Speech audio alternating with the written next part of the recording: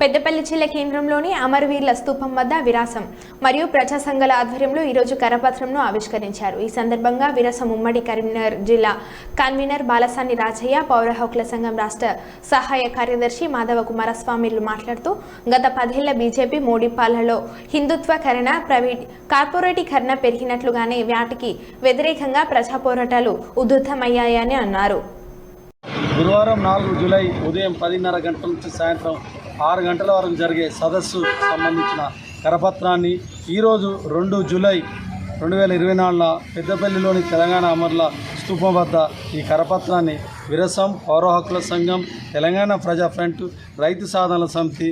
ఇతర ప్రజా సంఘాలు కలిసి ఈ సాయంత్రం కరపత్రాన్ని ఆవిష్కరించినాము. మిత్రులారా,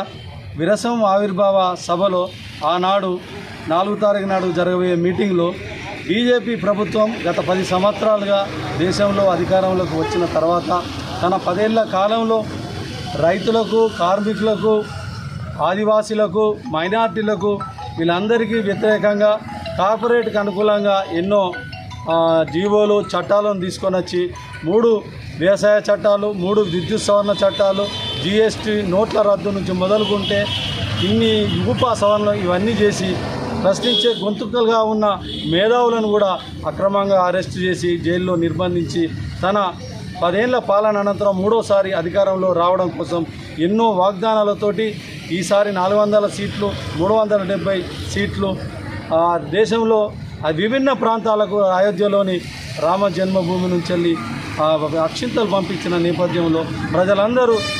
బీజేపీ ఇచ్చిన హామీలను ఈ 10 ఏళ్ల కాలంలో మోడీ, అమిత్ షా కలిసిన నియంతృత్వాన్ని, ప్రజా వ్యతిరేక పాలనకు వ్యతిరేకంగా స్పష్టమైన మెజార్టీ ఇవ్వకుండా వాళ్ళందరినీ ఒక ఉమ్మడి ప్రభుత్వాన్ని ఏర్పాటు చేసే స్థితికి తీసుకొచ్చింది. అయితే ఇట్లాంటి ఎన్నికలు జరుగుతున్న సందర్భంలోనే ఎన్నికల అనంతరం కూడా డిసెంబర్ నుంచి ఛత్తీస్గఢ్ రాష్ట్రం, బీజాపూర్ జిల్లా, సుక్మా జిల్లా, బస్తర్లోని మొత్తం ఆదివాసీ ప్రాంతాల్లో వేల సంవత్సరాలుగా, వందల ఆదివాసుల అడవుల్లో జీవిస్తుంటే వాళ్ళ భూభాగం నుంచి వాళ్ళని తరలించడానికి, అక్కడున్న విలువైన ఖనిజాలను అదానీ, అంబానీ, మిత్తల్ లాంటి కార్పొరేట్లకు ఇవ్వడానికి రాజ్యాంగంలోని 5th షెడ్యూల్, 6th షెడ్యూల్ అమలు చేయకుండా వారికి ఎలాంటి ప్రాథమిక వసతులు కూడా కల్పించకపోతే ప్రజాస్వామ్యంగా పోరాడుతున్న ఆదివాసులపై కగారు పేరుతో ఒక ఆపరేషన్ మొదలుపెట్టి బార్డర్లో ఉండాల్సిన సైన్యాన్ని, 8 లక్షల సైన్యాన్ని జనవరి 1 నుంచి ఇప్పటి వరకు బూటపు ఎన్కౌంటర్లు, విచ్చలవిడ దాడులు, హత్యలతోటి, డ్రోన్ దాడులు, హెలికాప్టర్ దాడులు, బాంబ్ దాడులతోటి హత్యాకాండ చేస్తుంది. ఈ కగారు ఆపరేషన్ నిలిపివేయాలని దేశంలో ఉన్న హక్కుల సంఘాలు, ఐక్యరాజ్య సమితితో పాటు ఈ కగారు ఆపరేషన్ నిలిపివేయాలన్న బీజేపీ ప్రభుత్వం తన 3వసారి పాలనకు రాకముందు నుంచి ఇప్పటి వరకు కొనసాగిస్తుంది. అట్లాగే మొదటి అధికారంలోకి వచ్చిన సందర్భంగా కూడా తన సమీక్ష చేసుకోకుండా అదే నియంతృత్వ పోకడతోటి మోడీ 14 సంవత్సరాల క్రితం దేశవ్యాప్తంగా, ప్రపంచవ్యాప్తంగా రచనలు చేసిన అరుంధతి రాయ్, అట్లాగే షౌకత్ హుస్సేన్ ప్రొఫెసర్లకు కూడా ఊపా కేసుతోటి వాళ్ళను విచారించడానికి తీసేళ్ళు. అట్లాగే 3 ఏదైతే కొత్త న్యాయ చట్టాలను జూలై 1 నుంచి దేశవ్యాప్తంగా మేధావులు, న్యాయ కోవిదులు, రిటైర్డు సుప్రీంకోర్టు జడ్జిలు, ఎడిటర్లు ప్రశ్నించినా కూడా దాని మీద సమీక్ష జరగాలని, అవి అమలు చేసేటప్పుడు వాటిని రాజ్యసభలో, పార్లమెంటులో 146 మంది పార్లమెంటు సభ్యులను, ప్రతిపక్ష పార్టీ సభ్యులను కూడా సస్పెండ్ చేసి ఆమోదించులు. అవన్నీ రివ్యూ చేయాలన్నా కూడా ఏకపక్ష ధోరణితో నిన్న నుంచి అమలు చేస్తున్నారు. వీటన్నిటికి సంబంధించిన ఇంతటి దుర్మార్గమైన ఇట్లాంటి పరిస్థితి లోపల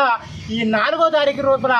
ఏ కార్యక్రమాన్ని మనం పునరుద్ధరించుకోవాలి, ఎట్లాగైతే మనం ఈ దేశ ప్రజలకు మన ఆ గొంతును అండగా నిలబడుకోవాలనే చర్చ జరగబోతుంది. అట్లాంటి ఈ అమూల్యమైన ఇంతటి ఈ మహాసభకు ఈ పెద్దపల్లి పట్టణంలో ఉన్న ప్రజలు, విద్యార్థి, కార్మిక, కర్షకులు ఆ సభకు వచ్చి తన అమూల్యమైన సాంఘీభావాన్ని ప్రకటించవలసిందిగా అలాగే ఈ సభకు వచ్చి ఆర్థికంగా ఆదుకోవాలని కూడా మీకు పౌర హక్కుల సంఘం తల వంచి వినమ్రంగా విజ్ఞప్తి చేస్తున్నాం.